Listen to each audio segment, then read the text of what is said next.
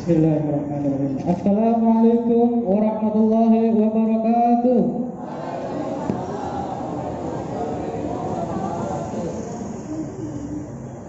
Alhamdulillahirrahmanirrahim. Wassalatu wassalamu ala asrafil anbiya'i wal mursalin wa ala alihi washabihi ajma'in. Qala Allah Ta'ala fil Qur'anil Karim, a'udzu billahi minasyaitonir rajim. Bismillahirrahmanirrahim. Yarfa'illahu allazina amanu minkum wal ladzina utul ilma darajatan. Alhamdulillahirrahmanirrahim. Segala puja dan puji syukur kita kehadirat Allah Subhanahu wa taala yang telah memberikan nikmat Islam, nikmat iman dan nikmat kesehatan sehingga kita bisa hadir pada siang hari ini di tempat yang mulia ini. Salawat serta salam semoga selalu tercurahkan kepada junjungan kita, yaitu baginda Nabi besar Muhammad sallallahu alaihi wasallam, yang mana ajaran beliau telah membawa kita dari zaman jahiliyah, dari zaman kebobrokan akhlak menuju zaman kemuliaan akhlak di hadapan Allah dan di hadapan manusia. Dan yang kami hormati yaitu selaku pengurus dan pengasuh Pondok Pesantren Salam Al-Ihsan, yaitu Dr. Randis Bapak Kiai Haji Ahmad Izillah beserta keluarga. Dan yang kami hormati yaitu para asatidz, para alim ulama, yaitu Al-Ustaz Ahmad Asyokani dan Ustaz Taharudin Ahmad. Dan kesempatan pada siang hari ini kita akan melaksanakan acara KNU-an, pengetahuan dasar KNU-an jilid 2. Dan saya sebagai MC akan membacakan urutan acara.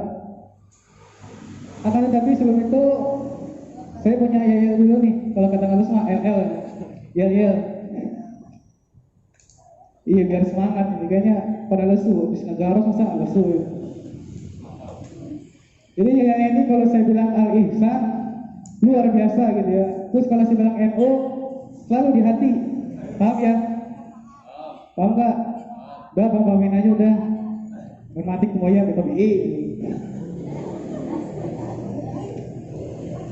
siap ya?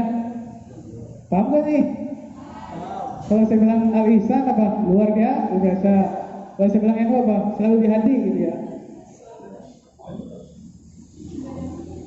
Oke. 1, 2, 3. Al-Ihsan NU. Iya gitulah, semangat lah. Iya semangat lah, sih kan banyak laki-laki yang ganteng ya. Saya yang cakep-cakep semua nih, masya Allah, luar biasa.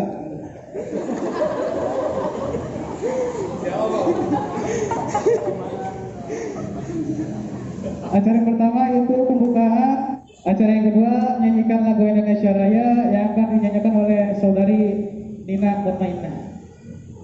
Lalu acara ketiga menyanyikan lagu Yalalaton yang akan dinyanyikan oleh saudara Wahid Abdul Hakim.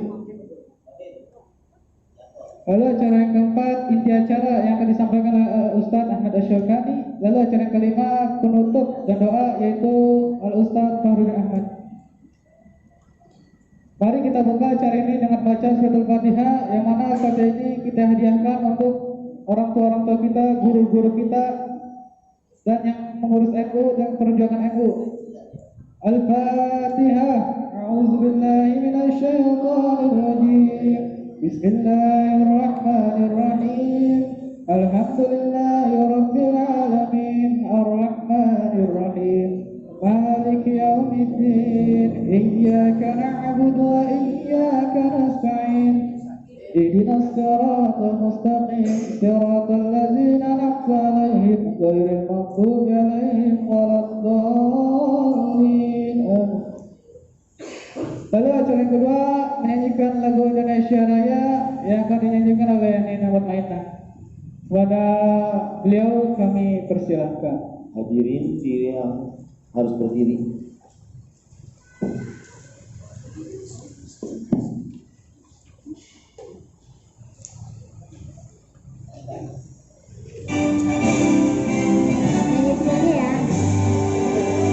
Indonesia tanah airku, tanahku padamu. Di sanalah aku berdiri, tempat diriku.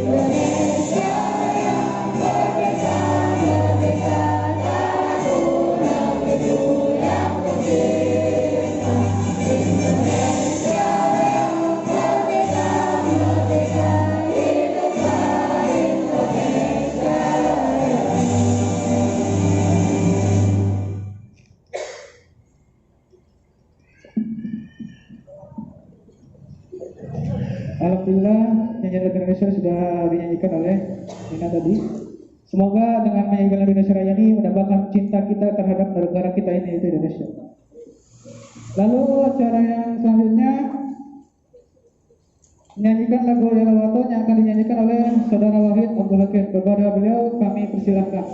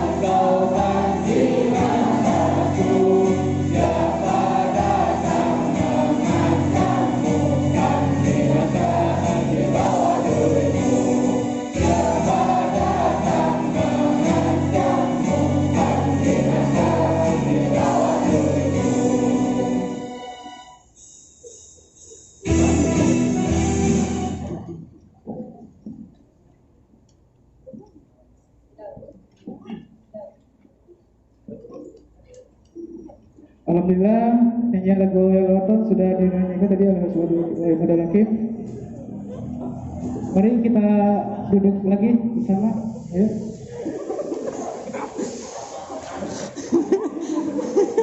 Maaf ya, MC amatiran.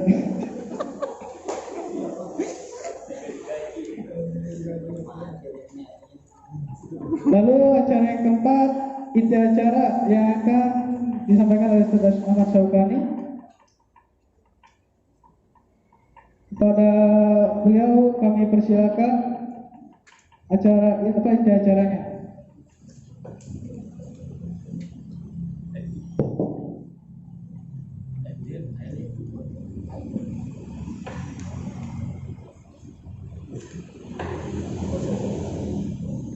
Assalamualaikum warahmatullahi wabarakatuh.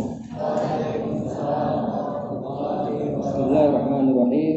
Alhamdulillahirabbil alamin wa bihi nasta'in wa ala umuri dunya waddin. Wassalatu wassalamu ala sayyidina Muhammadin wa ala alihi wa sahbihi ajma'in amma ba'du. Baik, langsung saja untuk mempersingkat waktu. Di sini kita kembali hadir lagi dalam rangka seminar KNU-an jilid kedua, ya, pengetahuan dasar KNU-an jilid yang kedua. Kemarin jilid pertama. Kemarin apa yang pertama yang kalian dapat? Apa yang pertama? Saya mau tanya tentang berdirinya NU kapan, gitu ya. Siapa tokoh-tokohnya, sebab-sebabnya kenapa didirikan, gitu ya. Sekarang kita masuk yang ke jilid kedua nih, tapi masih pengetahuan dasar tentang KNU-an, tapi yang jilid kedua. Oke, baik. Sebelum kita masuk ke inti acara, di sini saya perkenalkan, di samping saya ada Ustadz Fahrudin Ahmad sebagai narasumber kita, saya sendiri sebagai moderator. Jadi sebelum kita mulai, mari kita kirim Fatihah kepada para masyayikh, kepada para pahlawan, wabil khusus pahlawan muslim, ya. Wabil khusus juga kepada para pendiri Nahdlatul Ulama, Kiai Haji Hasyim Asy'ari beserta para kerabat-kerabatnya, sahabatnya yang telah rela, yang telah memperjuangkan Indonesia dengan semangat Nahdlatul Ulamanya, ya.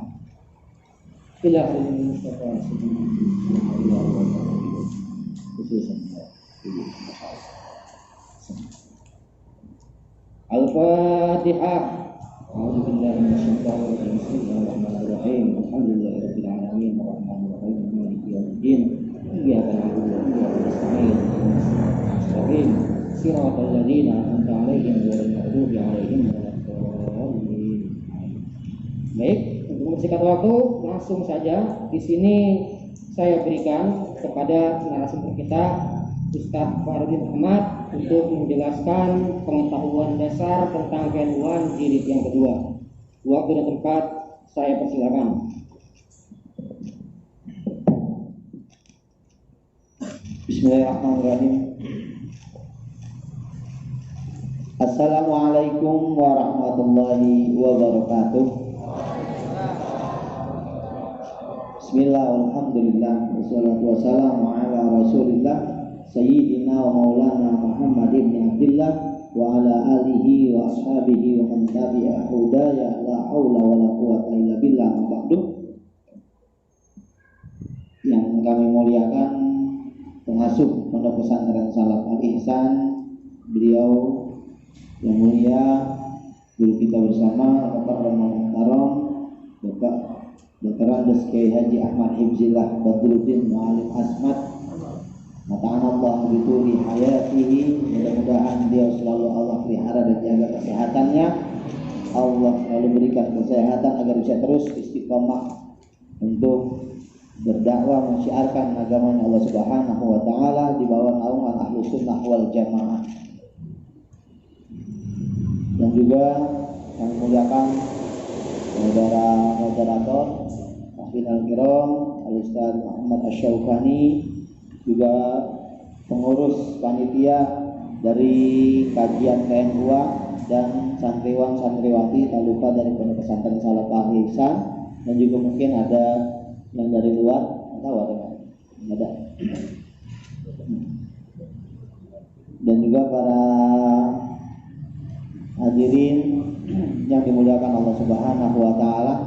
Sebelum kita memulai, kita panjatkan puja-puji syukur kita kehadiran Allah Subhanahu wa taala atas limpahan nikmat serta karunia-Nya, sehingga kita semua bisa berkumpul bersama di majlis yang insyaallah penuh barokah dalam rangka mencari keberkahan dari para masyayikh kita, lebih khusus masyayikh yang ada di bawah naungan Nahdlatul Ulama. Mudah-mudahan kita semuanya nanti berada di bawah bendera beliau untuk sampai kepada bendera Rasulullah Shallallahu Alaihi Wasallam. Amin, amin ya rabbal alamin.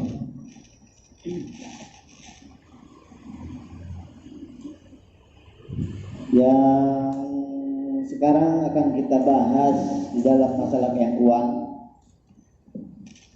adalah masih tentang sejarah awal daripada Nahdlatul Ulama itu sendiri.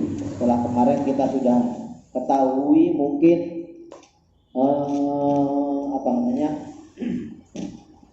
tanggal berapa itu berdiri, ya, asal muasalnya bagaimana. Selanjutnya sekarang masih lanjutan yang kemarin, masih buku yang lama yang belum masuk yang baru. Di situ kita belum membahas mengenai nama dan lambang NU sendiri, ya.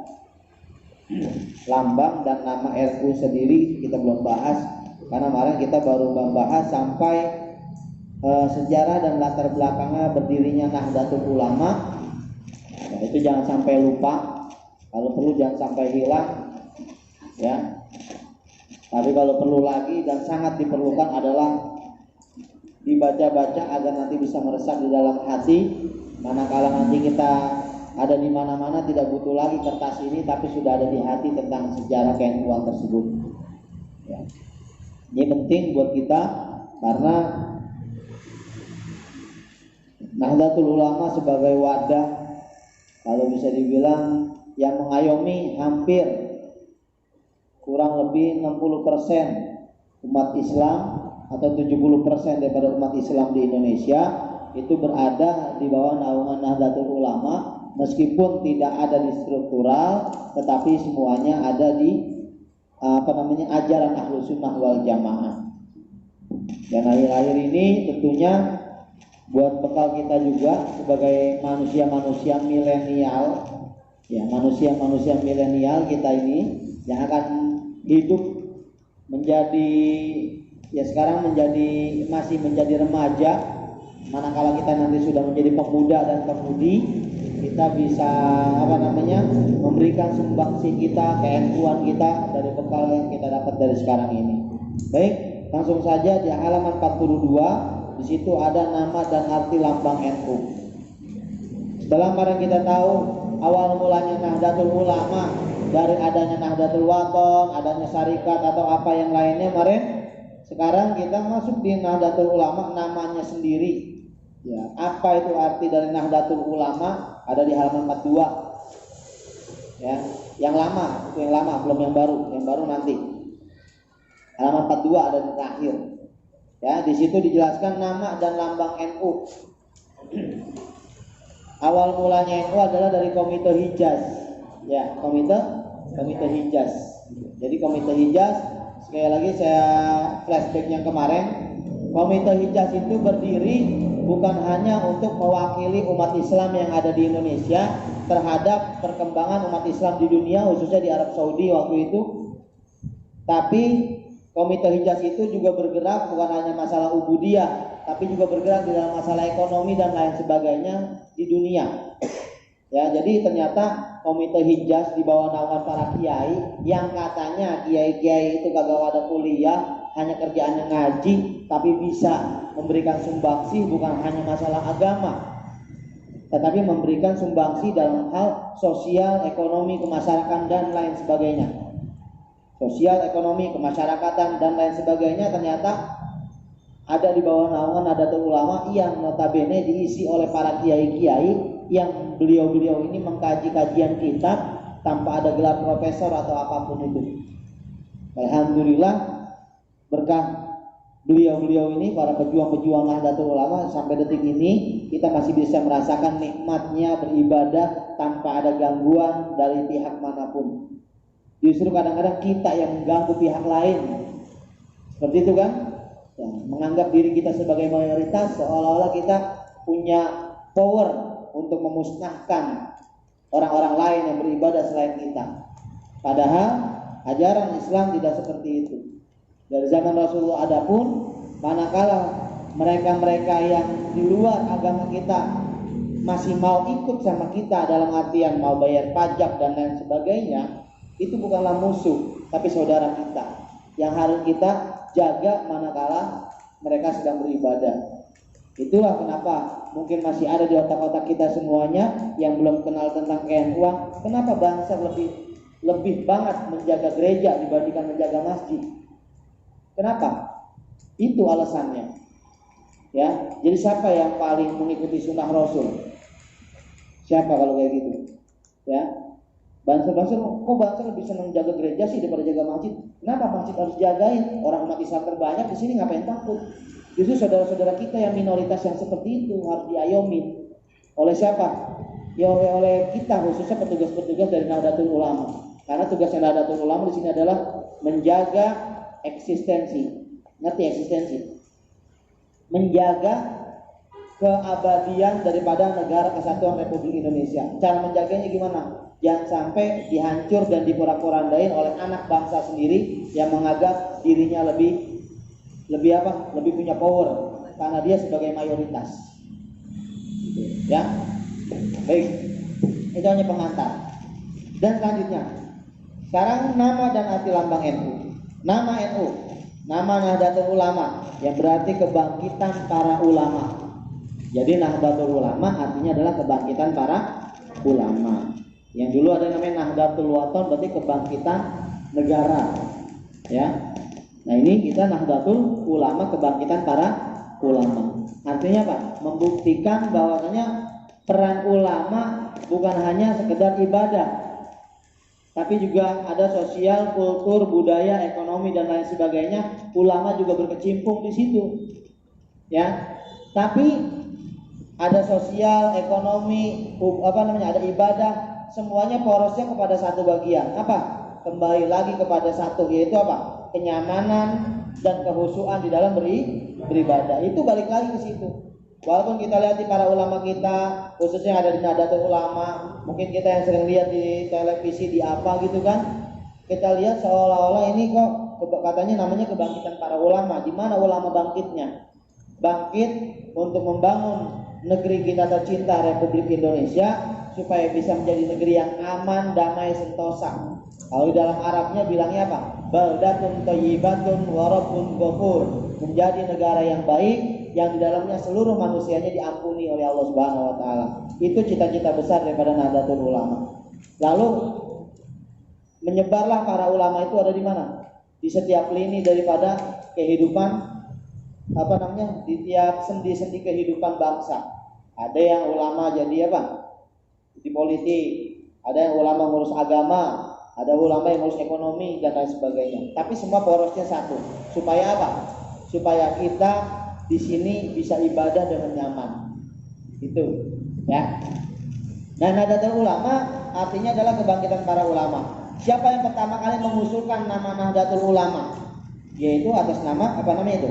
Yang mengusulkan pertama kali adalah Kiai Haji Mas Alwi. Kiai Haji Mas Alwi, cuman saya belum dalemin beliau ini siapa, tapi yang pasti adalah orang penting daripada di kisaran pusaran orang-orang Hadratus Syekh Hasyim Asy'ari atau orang-orang yang punya peduli terhadap KNU-an. Kiai Haji Mas Alwi, beliau yang mencetuskan pertama kali mengusulkan nama Nahdlatul Ulama di dalam suatu pertemuan yang lagi membahas keberangkatan daripada Komite Hijaz.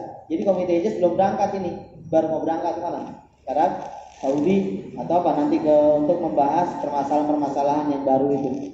Tuh, jadi apa sebenarnya? Kalau sekarang Menteri Luar Negeri ada kunjungan luar negeri, sebenarnya orang NU dari dulu udah punya kunjungan luar negeri.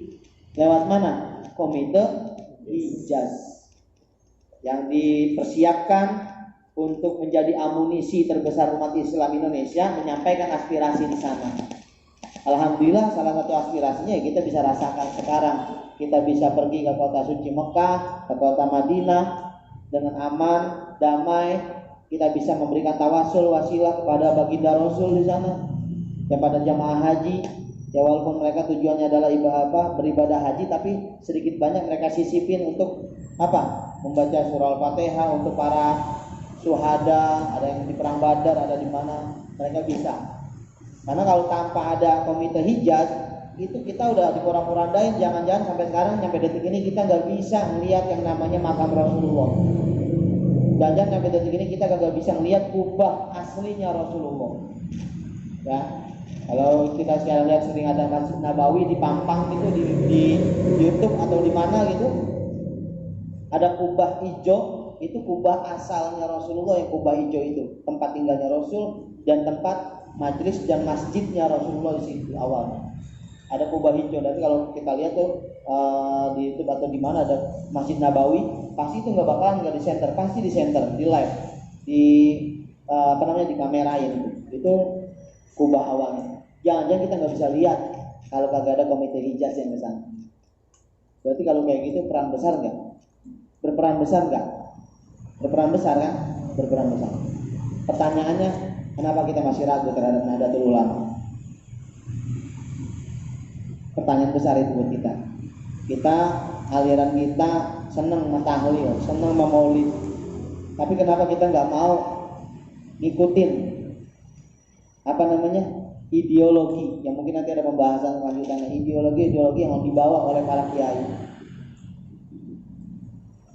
Ya, padahal peran besar kita mereka rasakan juga tuh. Orang-orang yang membenci Nahdlatul Ulama merasakan juga nikmatnya itu. Tapi dia lupa berterima kasih. Atas dasar siapa itu? Kenapa kita bisa begitu? Ya, ini perlu diluruskan karena memang zaman sekarang NU ini tambah lagi digecet segecet-gecetnya dengan mengatakan NU lah, antek-antek pemerintah lah, Nahdlatul Ulama lah, udah liberal lah, udah kayak gini. Gitu. Kenapa bisa seperti itu? Itu udah dari dulu yang namanya Nahdlatul Ulama menjadi bahan cacian, makian orang-orang yang tidak suka akan keberlangsungan negara kita. Ya, dah itu sedikit pengantar lagi. Terus, tanggal berapa keberangkatan Komite Hijaz? Persiapannya itu tanggal 31 Januari 1926 di mana? Di kota Surabaya. Jadi ternyata Jawa Timur punya peran besar. Peran besar untuk apa? Untuk kemajuan NKRI pada umumnya. Kenapa? Karena dari Jawa Timur itulah Komite Hijaz rapat di Surabaya khususnya. Ya, itu Pak salah satunya. Baik, dan pada akhir Agustus tahun 1927, Kiai Haji Wahab Hasbullah menemui seorang kiai pelukis untuk membuat lambang Nahdlatul Ulama. Akhirnya dibuatlah lambang Nahdlatul Ulama. Akhirnya sepakat nih, udah kita pakai nama Nahdlatul Ulama. Kiai Haji Mas Alwi mengusulkan namanya Nahdlatul Ulama aja. Karena apa? Karena ini kita pergerakan di sini ini banyak para kiai, banyak para ulama nih. Salah satunya mungkin seperti itu, lalu apa? Ya udah mungkin di sini nggak dijelaskan secara detailnya. Tapi secara detailnya apa? Secara garis besarnya adalah ada kata sepakat di antara para ulama dan di antara yang para hadir di Komite Hijaz untuk membentuk nama Nahdlatul Ulama. Akhir Agustus mulailah Kiai Haji Wahab Hasbullah. Lagi-lagi nama ini yang keluar. Beliau ini. Artinya apa nih? Kalau bahasa kita sekarang ini sekrep. Apa sekrep? Seksi repotnya NU. Kiai Haji Wahab Hasbullah. Kagak tanggung-tanggung sekrepnya NU Kiai. Ya, di sini sekrepnya siapa Kiai NU-an? Agus. Hah? Kang Agus. Sekrepnya. Iya. Sekrepnya Kang Agus. Iya, besok namanya jadi Kiai Haji Agus. Masya Allah. Iya. Ya, janjinya benar. Ya. Jadi apa? Ya kita ikhlas aja untuk jadi sekrepnya NU. Ya, sekrepnya NU tanggung-tanggung Kiai. Ini baru salah palisan KNU-annya nih. Siapa nanti jadi apa? Sekrepnya NU beneran PBNU. Ya. Amin ya rabbal alamin. Ya. So, Kiai Wahab Hasbullah.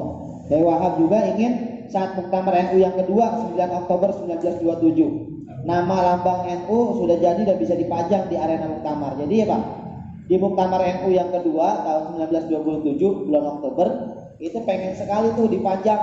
Ini kayak kita nih, ya punya cita-cita apa kemarin? Bikin banner katanya setiap acara KNU-an, ya di acara jilid kedua walaupun belum terlaksana ya. Gitu. Ternyata sama tuh ya kan? Ternyata punya cita-cita kayak Wahab Hasbullah di pertemuan kedua Muktamar NU pengen bikin gituan lambang.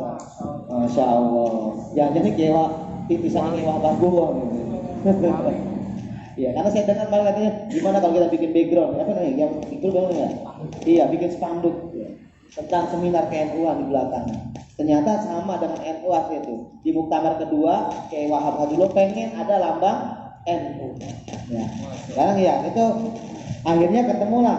Ya ya langsung aja tiba-tiba Pak, ketemulah untuk orang yang melukiskan apa? Melukiskan lambang NU. Siapa namanya di situ? Siapa? Kiai Haji Ridwan. Kiai Haji Ridwan Abdullah. Di mana ketemunya? Surabaya. Ya. Antara Madura Surabaya. Apa Surabaya? Surabaya. Ada Madura sini? Belum orang Madura. Surabaya. Ya, Surabaya. Hah? Aldo. Aldo. Ya. Tuyul. Enggak ada. Itu yang keluar kamarnya PKN doang. Enggak ada ya. Siapa namanya? Firman. Rahmat Firmansyah. Ya Rahmat sama Rahmat. Ya. Kalau Firman kayaknya seolah-olah dia seperti Tuhan. Firman Tuhan. Ya, udah lanjut. Biar jangan ngantuk karena siang-siang. Siapa namanya? Kiai Haji Ridwan Abdullah. Beliau lah Kiai Wahab Hasbullah ditemui oleh Kiai Haji Ridwan Abdullah. Proses panjang dialami Kiai Ridwan di dalam memenuhi permintaan Kiai Wahab untuk membuat lambang NU, mulai dari kecemasan, terus apa lagi? Otaknya buntu, bingung ini gimana nih bikinnya nih, lambang NU bagaimana bikinnya. Tapi balik lagi, ya, coba kita dibaca di akhir apa yang ada yang dilakukan oleh Kiai Ridwan. Apa yang dilakukan oleh Kiai Ridwan? Ngapain? Saya tanya di situ, ngapain? Sholat istikharah. Itu memberikan pelajaran juga sama kita. Ketika menemui jalan buntu, setiap ada permasalahan, istikharah. Kiai Ridwan aja nih untuk membuat lambang NU, istikharah dulu. Artinya apa? Ini lambang kagak sekedar lambang. Nih bendera kita nih Nahdlatul Ulama. Ini bukan sekedar lambang, tapi apa ini? Hasil istikharah daripada Kiai Ridwan. Tuh. Artinya apa? Ya makanya boleh jadi bendera ini kayaknya buat orang NU benar-benar satu langkah di bawah bendera NKRI, di bawah bendera Republik Indonesia gitu. Nggak pengen, apalagi kalau ini sampai ketahuan banser, kita kita taruh di bawah sini nih, wah mereka akan marah banget. Kenapa? Yang mereka marah adalah bukan semata-mata fanatik sama NU, bukan, tapi ini orang buat bikin gambar ginian istikharah. Cuma kita tiba-tiba dengan gampang kita ngapain? Injak. Padahal ini hasil istikharah. Jadi yang namanya istikharah, kalau bahasa kita gampang apa? Kalau yang dipahami, wangsit, kayak dapat wangsit. Ya, kayak dapat wangsit. Wah, di mimpinya dia dapat apa? Bertaburan bintang-bintang, jumlahnya ada berapa? Ada 9. Ada bola dunia. Ada apa lagi? Ada ikat tali. Nah, itu hasil apa namanya? Hasil impian yang didapat setelah istikharah daripada Kiai Ridwan Abdullah. Akhirnya jadilah lambang NU seperti yang kita lihat saat ini. Beliau bermimpi melihat bola dunia. Bolanya itu dikelilingi oleh 9 bintang, ya kan? Ada lagi talinya. Seketika itu beliau bangun dan mulai melukis. Bayangkan, untuk melukis, ya ini bukan melukis yang kayak hantu-hantu, siapa namanya itu? Soleh Pati ya. Soleh Pati matanya ditutup, ya, itu kan ada ya, Soleh Pati ya, namanya Soleh Pati. Gitu. Biasanya ada di dekat tembok begitu, namanya. Hati-hati, tidak ada pati ya kalau di situ. Ya, kayak Soleh Pati namanya. Ini Pak, Kiai Ridwan sama, tapi Pak, beliau lain caranya. Dengan apa? Dengan istikharah. Ini kan kita nggak dijelasin kan, berapa kali beliau istikharah? Dijelasin nggak di sini? Enggak. Tapi saya yakin nggak sekali beliau istikharah, pasti berkali-kali nih, sampai cuman apa? Di buku ini diapain namanya? Diringkas seolah-olah beliau istikharah langsung dapet lah gitu. Pasti yang asli berkali-kali beliau istikharah sampai apa? Sampai dikasih petunjuk oleh Allah adalah seperti yang sekarang ini jadinya. Gitu ya. Paham asal muasal dari NU, lambang NU-nya? Ya, siapa yang mengusulkan nama Nahdlatul Ulama? Haji Mas yang melukiskan benderanya, yang melukiskan lambang NU-nya, Haji Ridwan Abdullah. Dia yang penting, poin pentingnya. Nanti siapa tahu keluar di cerdas cermat tahun depan. Ya. Dah, sekarang kita lihat sebelah kanannya yang di dalam kotak. Arti lambang Nahdlatul Ulama. Tuh, ada filosofinya tersendiri. Ya. Lihat, apa tuh? Mulai dari sebelah kanan kita, sebelah kanannya, ya, sebelah kanannya aja dulu. Sebelah kanan atas apa namanya? Tambang ya. Ada tambangnya ya. Tambang melambangkan agama. Berpegang teguhlah kamu sekalian pada tali Allah dan jangan bercerai-berai. Ada ayatnya kan? Wa'tasimu bihablillahi jami'an wala tafarraqu. Berpegang teguhlah kalian kepada tali agama Allah dan janganlah kalian bercerai-berai. Itu berarti apa kesimpulannya? NU udah mengajarkan persatuan dan kesatuan, jangan sampai kita berpisah. Ya, itu namanya apa? Tambangnya. Dari sebelah kanan dulu ya, sebelah kanan. Terus bawahnya lagi apa? Di bawah tambang. Tulisannya maksudnya bukan lambangnya itu. Yang garisnya langsung apa tuh? Untayan tambang berjumlah 99 buah melambangkan Asmaul. Coba hitung, ada nggak 99? Coba hitung, ada nggak? Ah, aduh mata saya min, tiba-tiba min semua. Alasannya kan. Ya karena terlalu kecil ya di sini. Coba panitia bisa dihitungin ada 99.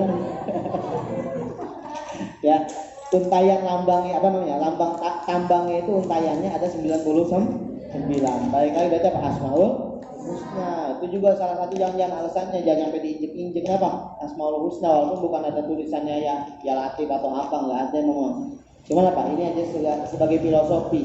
Jumlahnya 99 berarti Asmaul Husna. Bawahnya lagi hasil Muktamar ke-33 NU, Muktamirin menyisipkan kalimat dan ada huruf N di bawah kiri dan U di bawah kanannya. Jadi ada tulisan N U, tadinya nggak ada itu. NU nggak ada tulisannya, langsung Arabnya aja Nahdlatul Ulama. Tapi di hasil Muktamar itu minta apa?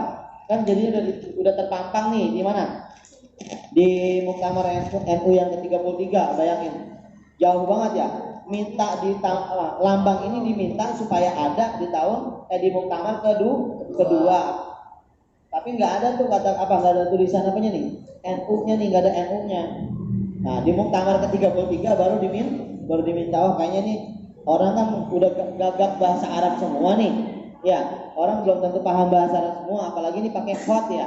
Tulisannya pakai hot. Yang gagap paham, boro-boro bisa apa sih itu?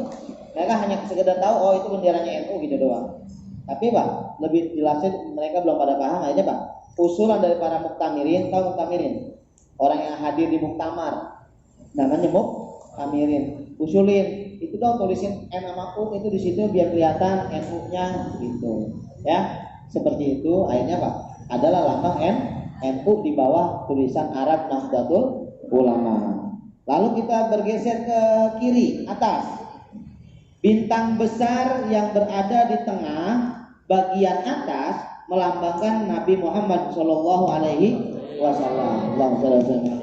Bayangkan coba, filosofinya benar-benar Islami.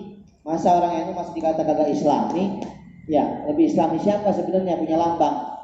Ya, dia baru punya tulisan itu doang udah. Ya di skrip, soalnya di videoin ini, pas saya di ujung-ujung rumah saya, oh campur, repot ya ntar. Ya rumah saya ditakbirin gimana ntar? Ya di skrip, baru punya tulisan tentang bahasa Arab, tulisan itu ya. Oh gitu dia tidak. Iya. Gitu. Iya. Tulisannya apa tuh? Itu tulisan begitu doang itu, udah bangga banget. Padahal apa? NU dari kapan tahu tuh 1927 udah bentuknya begitu. Kagak pernah menganggap paling Islami. Ya, nggak pernah menganggap paling Islami gitu. Ya jadi apa? Tulisannya seperti itu. Bintang besar di tengah-tengah itu adalah apa? Menandakan Rasulullah SAW, ya kan? Sebagai cahaya di atas cahaya gitu. Karena para Rasulullah diciptakan dari cahaya. Nah, nurnya Rasul udah ada dari dulu. Tetap di mana? Nurnya doang, nurnya. Gitu. Tetap ya beliau sama kayak kita dalam hal saripati tanahnya, tapi beliau beda apa? Udah ada cahayanya. Cahaya di atas cahaya, makanya bintangnya paling besar. Ada di mana? Di tengah-tengah. Menandakan apa? Bintang di tengah-tengah ini. Menandakan orang NU kagak pernah lepas daripada yang namanya apa? Ajaran Rasulullah. Jadi apa? Sampai detik ini kalau kita lihat pergerakan Nahdlatul Ulama, ya, sampai detik ini kalau kita lihat pergerakan Nahdlatul Ulama, itu semuanya apa?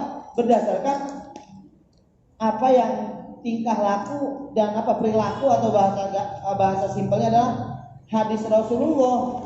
Gitu. Keseharian Rasulullah kayak gimana gitu kan diceritakan tarikh Nabawi atau tarikh tasri dan lain sebagainya. Yaitu pengejawantahannya, nanti pengejawantahan, penjabaran bebasnya ada di NU. Coba kita lihat mana yang nggak sesuai dengan ajaran NU, mana yang tidak sesuai dengan ajaran. Semua sesuai dengan ajaran Nahdlatul Ulama. Bintang ada di tengah, menandakan baginda Rasulullah SAW. Terus ada 4 bintang lagi, sebelah kiri 2, sebelah kanan 2, pokoknya tengah-tengah bintang itu Rasulullah paling gede. Sebelah kanan ada 2. Sebelah kiri 2, jadi ada berapa bintang? Ada 4 bintang kiri dan kanan selain bintang yang tengah. Menandakan apa di situ?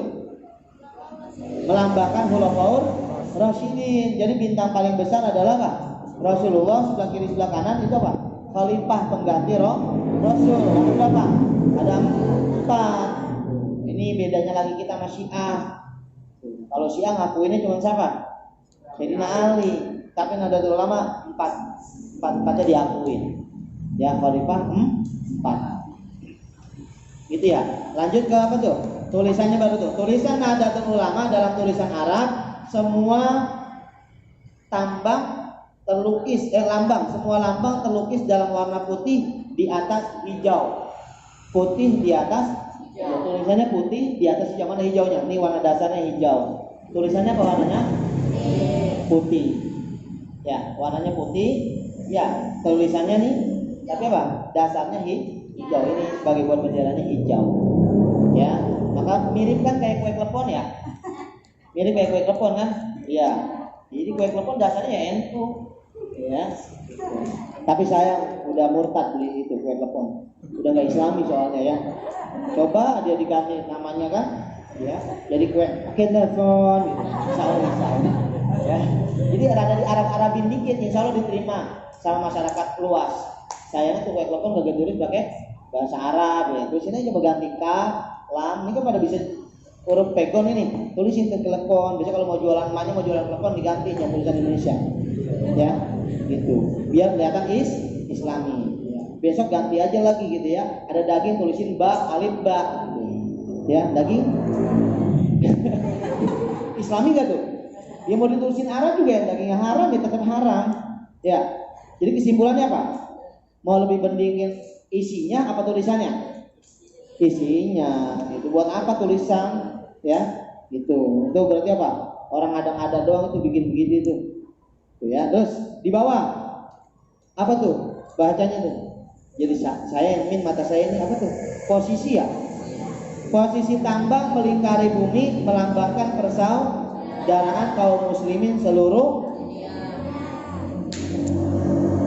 Nih, kalau ngomongin masalah persaudaraan, ya kelihatannya orang NU kagak apa namanya, bahasa Betawi bilang namanya piora. Piora apa sih? Acuh tak acuh. Apa acuh tak acuh? Cuek bebek melihat negara lain ditindas ya. Betul ya? Ya kan? Kelihatannya kayak gitu ya. Kok kayaknya nggak sesuai dengan apa nih? Dengan lambang NU yang mengatakan ini gara tambang diikat-ikat begitu melambangkan persatuan umat Islam gitu. Kayaknya seolah-olah nggak sesuai. Buktinya apa? NU nggak pernah punya peran kelihatannya tuh buat Palestina tuh. Kita nggak pernah pakai baju yang ada tulisan Palestina. Nggak pernah ada bacaan Save Palestine kan? Pernah nggak? Enggak. Tapi kita nggak tahu cara NU adalah cara yang terselubung. Cara yang terselubung. Kalau bahasa kerennya bilang namanya masif. Caranya masif. Membantu Palestina. Ngapain pakai ditulis-tulisin Save Palestina pakai ikut-ikut demo? Gitu kan? Cukup hanya apa? Cukup hanya Allah aja yang tahu kalau kita bantu sesama muslim. Salah satunya mungkin yang terbaru adalah yang siapa? Gus Yahya Khalil Stakuf ya. Yang beliau justru malah mana? Malah pergi kemana? Kemana? Lawannya Palestina siapa? Israel. Beliau malah pergi ke Israel. Akhirnya apa? Umat Islam karena secara kasat mata melihatnya. Makanya ini apa? Kita hadir di sini tujuannya biar kita mendalami kayak Puan gitu. Dan insya Allah saya yakin, mungkin saya Ustaz Sokani nggak pernah punya pikiran Gus Khalil Yahya Stakuf ini adalah orang pengkhianat. Nggak mungkin saya punya pemikiran kayak gitu. Kenapa? Karena kita tahu pergerakan NU kayak bagaimana. Seliberal-seliberalnya almarhum Kiai Haji Abdurrahman Wahid Gus Dur, mungkin kalau secara kasat mata bilang apa? Ya, ini orang mana atau bagaimana nih, nggak ada bela-belain Islamnya.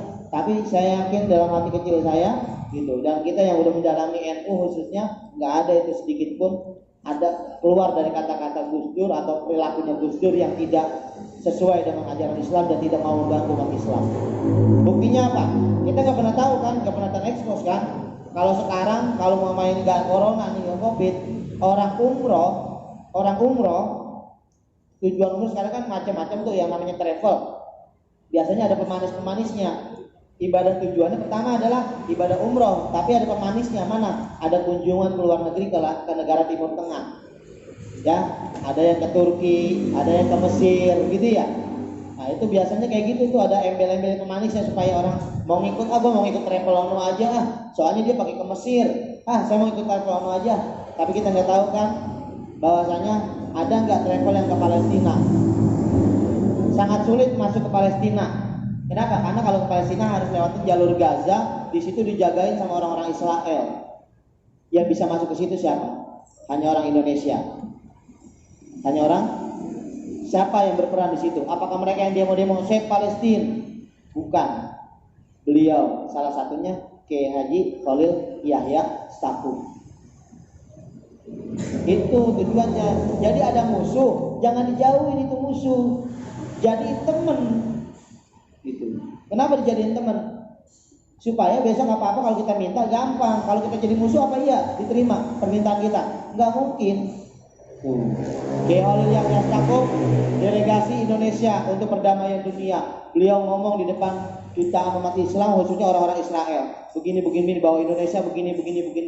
Jadi apa? Mereka percaya kepada Indonesia bahwa Indonesia bukan negara yang radikal, yang keras, bukan negara yang teroris atau bagaimana. Sehingga apa? Orang-orang Indonesia dengan aman, sentosa masuk ke Palestina. Lewat mana? Lewat jalur dari Israel.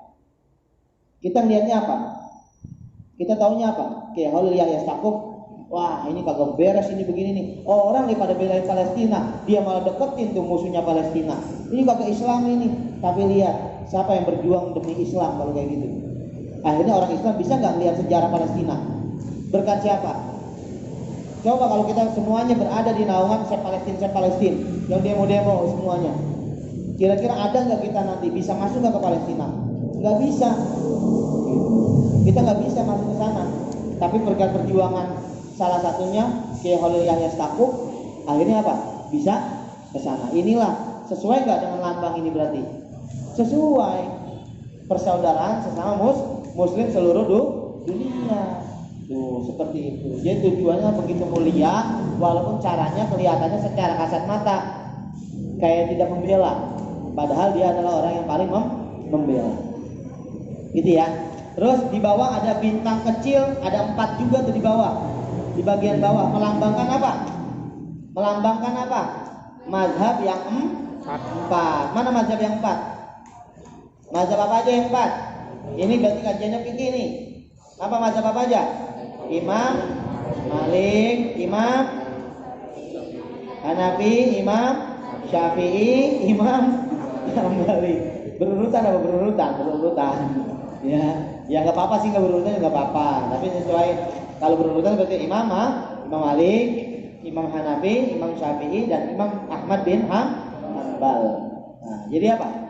Ini 4 imam yang jadi pegangan teguh Ahlus Sunnah wal Jamaah. Kalau ada di luar 4 imam ini, berarti dia bukan Ahlus Sunnah wal Jamaah. Paham?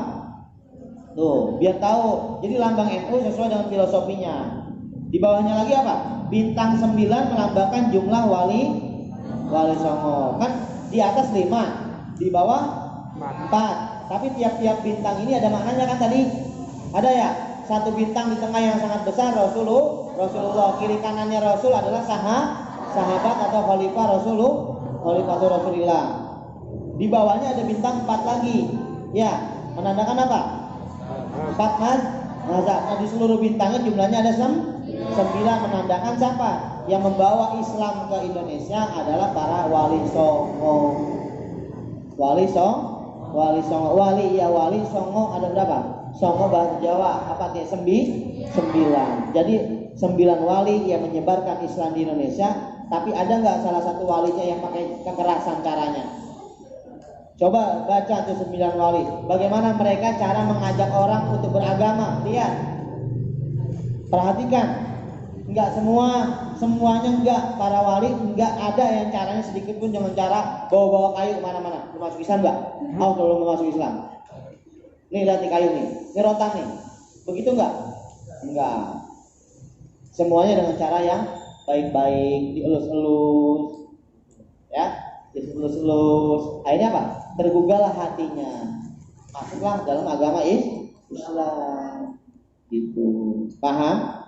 Itu mengenai lambang NU yang dibuat oleh Kiai Haji Ridwan Abdullah. Walaupun kata-kata tulisan NU yang ini nih baru di Muktamar 33 tulisan Indonesianya nih, huruf N dan huruf U. Tapi lambang NU-nya udah ada dan yang membuat adalah Kiai Haji Ridwan Abdullah. Apaan? Kiai Haji Ridwan Abdullah. Paham sampai di sini? Mengerti? Ini baru sesi pertama ujung 2. Ya, nanti ada sesi selanjutnya. Mungkin sampai di sini saya serahkan dulu ke moderator sebelum nanti kita bahas yang baru dikit. Ya, mungkin sambil rehat ada yang mau ditanyakan, saya balikan dulu ke moderator untuk sesi yang tadi.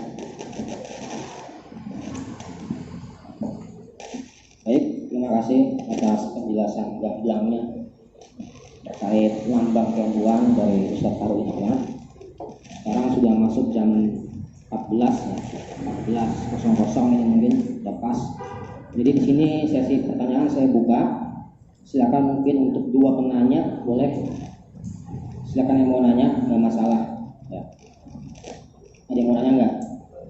Kalau nggak ada nanya saya lanjut. Nah, Agus, ayo Agus. Majuan, saya nggak kedengeran suaranya. Mic-nya juga kabelnya pendek. Iya, bentar. Saya nyiapin pulpen dulu buat nada. Ayo, Gus, mau nanya apa Gus?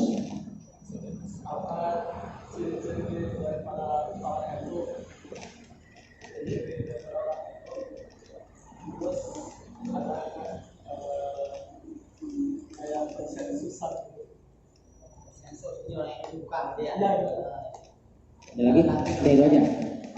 Pertanyaan pertama dari Agus. Mungkin yang kedua, silakan. Satu lagi ya. Iya, lanjut ke penanya yang kedua. Silakan. Mungkin dari yang cewek. Ima, ayo Mak, nanya Mak. Sebelum kita lanjut ke pembahasan selanjutnya ya.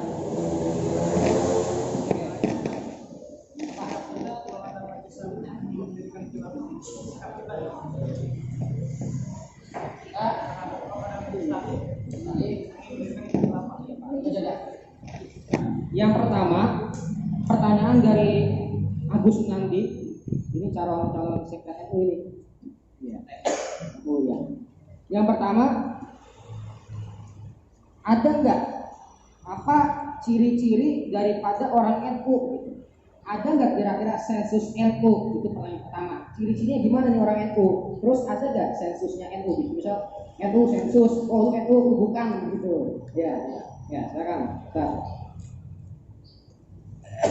Baik.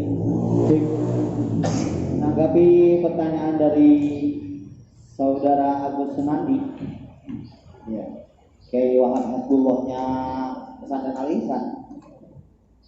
Jadi, bagaimana menandai kalau bahasa ini ciri-ciri daripada orang NU? Ciri-ciri orang itu kayak gimana? Ya, tentunya ada 2 model secara umum dalam artian ini. Ada kalau NU struktural udah jelas. Berarti apa? Dia di kepengurusan ada orang NU. Itu secara struktural. Tapi ada orang NU yang secara amalia. Ya, ciri-cirinya apa? Ya pokoknya kalau dia teman-teman tahlil, sering maulid, orang NU. Walaupun apa? Mungkin benci NU atau gimana, tapi itu amalianya amalia NU yang dikerjakan sebenarnya. Amalia yang sesuai dengan lambang NU tadi. Gitu, yang berpegang kepada 4 mazhab. Kalau dia masih berpegang kepada 4 mazhab ini, berarti apa?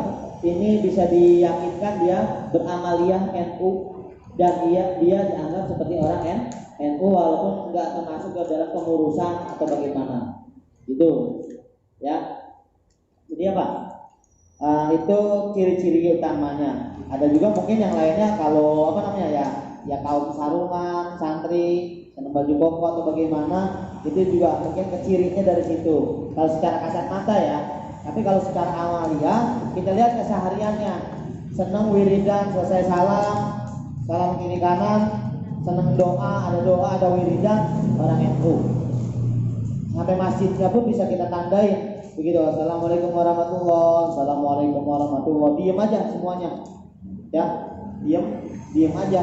Nah, itu bukan amalia orang NU seperti itu. Yang walaupun boleh, boleh. Karena dia melihat apa? Hadis Nabi doang udah begitu. Tapi kita bukan hanya hadis Nabi. Kita di bawah tadi ada siapa? Ada 4 imam mazhab di situ. Jadi ciri-cirinya begitu kurang lebih. Dan kalau nanti apa lagi tambahannya?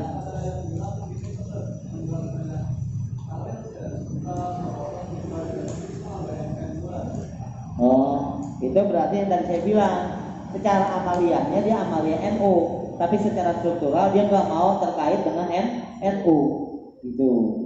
Itu namanya amaliyahnya amalia NU, tapi dia secara struktural dia tidak terikat dengan NU atau dia nggak mau NU-NU-an.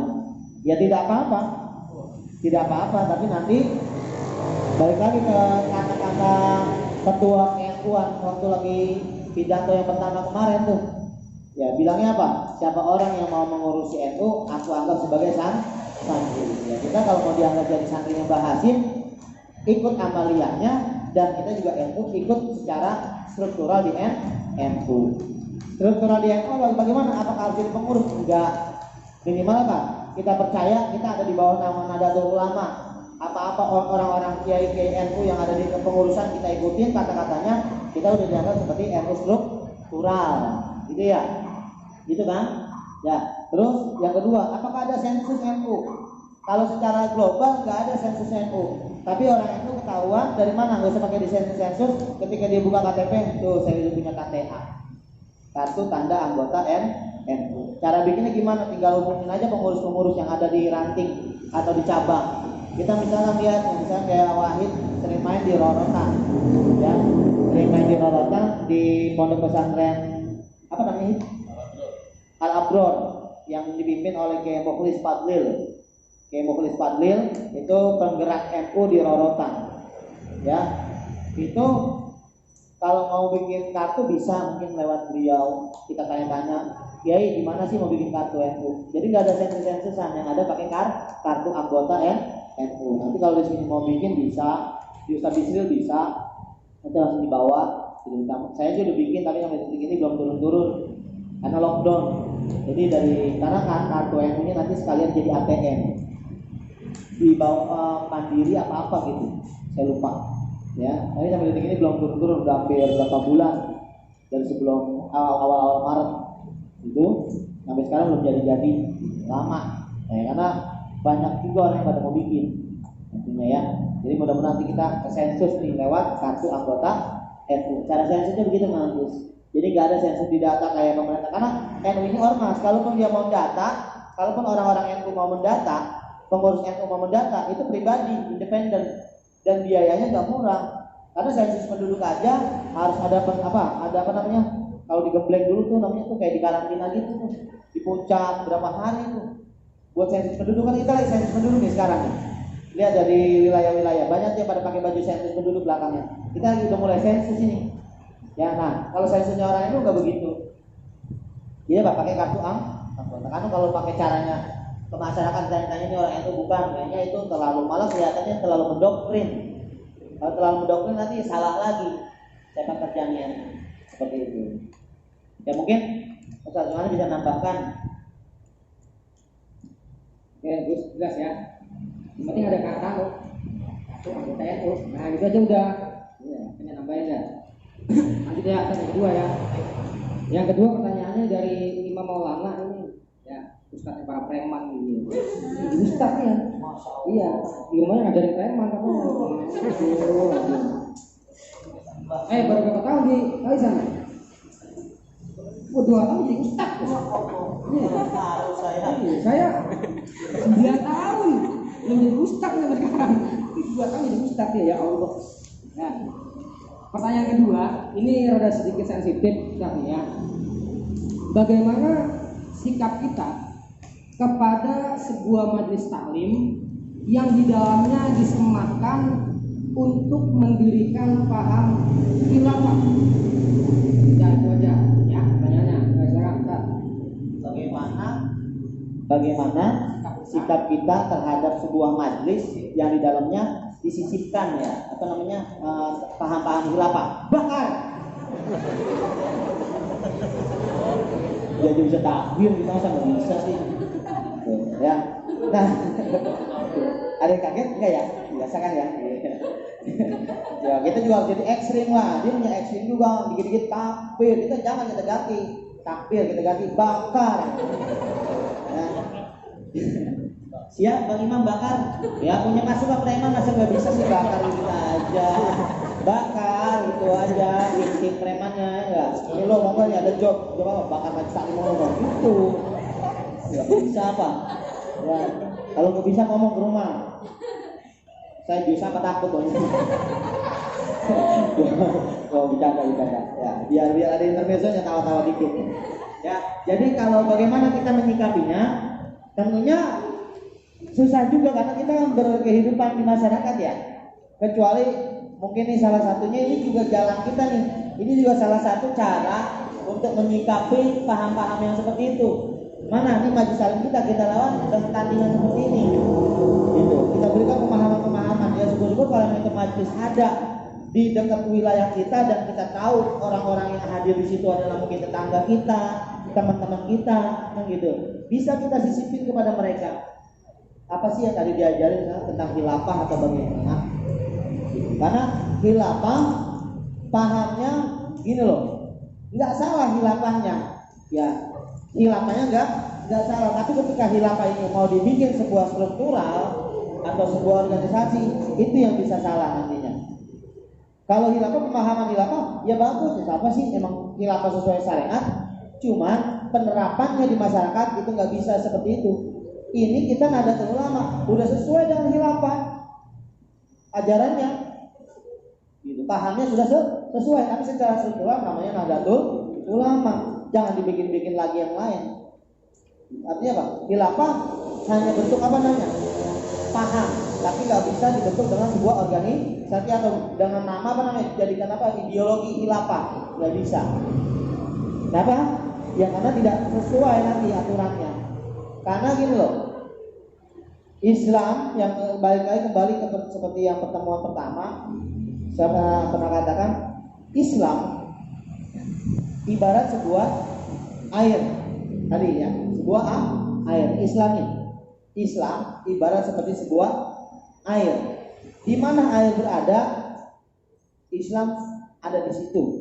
Sesuai ngikutin bentuk tempat yang tersedianya. Masuk ke botol, bentuknya seperti ini, seperti botol. Padahal ada airnya nggak? Ada, tapi bentuknya ya ngikutin botol. Gitu. Masuk ke gelas, ikut bentuknya seperti bentuk gelas. Ya, bentuk gelasnya misalnya agak kerucut ke bawah, ya air muatnya segitu. Islam mewarnai di setiap daerah, ngikutin kultur budaya yang ada. Ngikut kultur budaya yang ada, jangan justru mengislamisasi budaya yang ada di situ. Yang ada adalah caranya bagaimana budayanya, kalau dia tidak sesuai dengan syariat Islam, ganti. Caranya yang diganti, bukan budayanya dihancurin. Misalkan contoh kita nih yang saya bilang, kita seperti apa namanya? Air. Ya ini paham khilafah seperti itu ya. Jadi kalau kita menyikapinya, kalau memang kita ada teman-teman kita yang apa? Kita kenal di dalam hal itu, nggak apa-apa, kita kasih tahu. Emang lu diajarin apa di sana? Kayaknya pemahamannya salah dan nggak begitu. Kasih tahu arahannya, gitu. Karena nanti efeknya adalah mereka bisa jadi radikal. Kenapa banyak orang yang rela ngebom dirinya? Ya kan, segala di mana tuh? Ngebom di kantor polisi, ngebom di mana? Hotel Ritz-Carlton ya, ya kan ya? Hilton ya, ya kan? Kenapa mereka rela ngebom diri mereka sendiri dan mereka menganggap itu jihad? Jihad yang dari mana coba? Kalau mau jihad yang lagi perang sekarang di mana? Palestina, di sana aja kok bawa apa? Ke Amerika tuh pegang-pegang bom gitu. Rakit di sana di Amerika. Bom itu kan orang-orang kafir mulu ya. Ngapa orang kafir yang sedikit yang ada di hotel? Itu karena salah nih, pemikiran salah. Coba nih kita yang punya pemikiran waras. Ya, yang waras nih. Tunjuk yang waras. Ya, punya pemikiran waras gimana kira-kira? Masuk akal enggak? Cuma satu hotel, itu pun yang ngebom juga kata hotelnya lagi. Cuma orang-orang di depan. Dan banyak orang-orang yang gak bersalah. Ada orang yang nyari nafkah, security, akhirnya jadi lumpuh total sekarang. Itu gara-gara hotel Hilton yang waktu itu ada polisi yang sampai sekarang ya semuanya cacat permanen. Maaf, ada yang kopinya sumpung atau apa. kagak kena sasaran, tapi dia mati. Apakah mati jihad? Jihad dari mana? Kalau nggak di mana? Sono tempat-tempat negara-negara yang non muslim sekalian, kalau berani gitu. Tapi ternyata enggak kan, nggak pernah ada kan katanya bom bunuh diri di sana, nggak pernah ada. Itulah pemikiran-pemikiran. Dan kalau gitu mah pengecut kalau kayak gitu, ya maka wajib diapain? Bakar. Ya. Jadi apa? Kalau ada pemahaman yang seperti itu, menyikapinya bagaimana? Menyikapinya adalah nggak bisa kita dengan cara-cara seperti mereka langsung masuk. Oh nggak bisa. Jangan. Tapi dengan cara halus dulu. Namanya tindakannya persuasif. Apa tindakan persuasif? Tindakan persuasif itu dikasih arahan dulu. Pak, Bapak di sini ngajarin apa? Kok kayak gitu? Anak-anak diajarnya berapa? Pemahamannya kok agak radikal. Kalau kita punya wewenang. Kalau kita nggak punya wewenang, artinya bukan RT, bukan RW, yang minimal kita nyari solusinya sama siapa? Tokoh yang ditokohkan di situ. Itu bagaimana menyikapinya seperti itu. Jangan kita bertindak sendiri sewenang-wenang. Mentang-mentang kita lagi fanatiknya main langsung aja itu main gebrak-gebrak aja. Kan bener ini begini. Ya. Jangan kayak gitu. Tapi apa? Baik-baik dulu. Karena tindakannya persuasi. Nah, ini pasti nanti ada yang nonton berita pasti langsung bingung nih. Itu Banser kemarin di Jawa Timur main gebrak-gebrak kiai, kalau ada motor sama kiai, lihat dulu. Kita hanya lihat begitunya, tapi kita nggak tahu sebelumnya apakah ada tindakan persuasi atau enggak. Kita lihat kan udah diomelin doang itu kiai ya kan? Tapi coba lihat sejujurnya atau sebenar-benarnya seperti itu atau enggak. Gitu. Setelah diklarifikasi ternyata apa? Itu udah yang kesekian kali itu kiai dibilang kagak ngerti-ngerti. Ya, akhirnya apa? Baru ada tindakan preventif namanya. Jadi persuasif dulu, baru preventif. Apa persuasif? Dibilangin baik-baik, dikasih teguran berupa surat, nasehatin. Kalau nggak ngerti juga, baru tindakan preventif. Nah, yang dilakukan oleh Banser mungkin adalah tindakan kedua. Setelah mungkin nasehat udah nggak masuk, apa-apa nggak masuk, masih begitu juga, baru Banser turun. Seperti itu. Walaupun tugasnya bukan untuk menghakimi atau bagaimana. Berarti itu ya. Puas, Bang Imam? Ya. Gak apa-apa kalau belum puas, karena memang saya bukan alat memuas. Terima kasih atas jawabannya dari yang penting sekarang perang dingin mang, jangan perang pakai otak pikiran. Gitu aja. Ya, sekarang udah masuk jam 2:30.